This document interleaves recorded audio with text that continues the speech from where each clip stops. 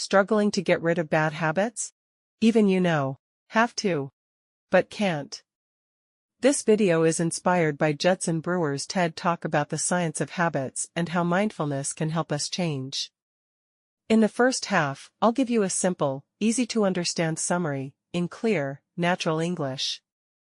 If you want to understand educational or science videos like this on your own, someday, stay tuned for the second half. We'll listen to the original clip. Alright, let's begin. Have you ever wondered why it's so hard to break a bad habit? This video is inspired by Dr. Judson Brewer's TED Talk. His big idea is simple. Don't fight your habits. Get curious instead. Be like a scientist studying your habit. Habits come from a basic loop. Trigger gives behavior, gives reward. Trigger: you feel awful angry or sad. Behavior: you reach for chocolate or ice cream. Reward: you feel a little better. For a moment, result: your brain learns to crave sweets whenever you're stressed.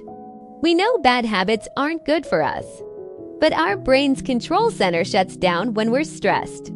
So we fall right back into the habit. Don't force yourself to stop.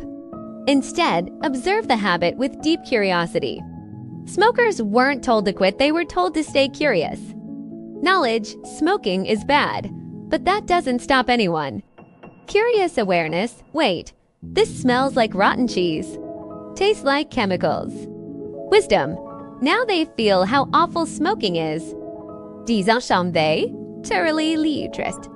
They didn't force themselves, they just let go. When curiosity replaces the old reward, the habit loop breaks.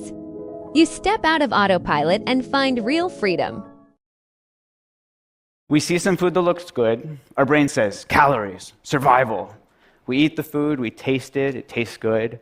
And especially with sugar, our bodies send a signal to our brain that says, remember what you're eating and where you found it. We lay down this context-dependent memory and learn to repeat the process next time. See food, eat food, feel good, repeat. Trigger, behavior, reward. Simple, right? Next time you feel bad, why don't you try eating something good so you'll feel better? Same process, just a different trigger. Maybe in our teenage years, we think, smoke to be cool, feel good. Repeat. Trigger, behavior, reward. And each time we do this, we learn to repeat the process, and it becomes a habit. We instead tapped into this natural reward-based learning process, but added a twist.